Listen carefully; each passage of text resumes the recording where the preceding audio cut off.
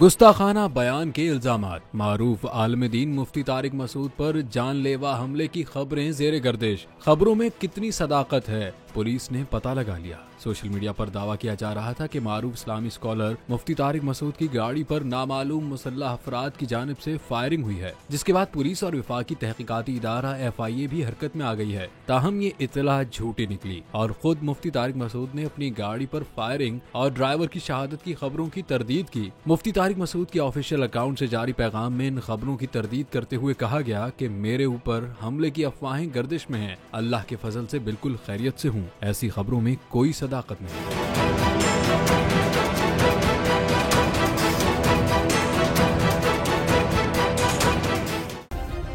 Subscribe करें और bell दबाएं ताकि कोई खबर रह न जाए।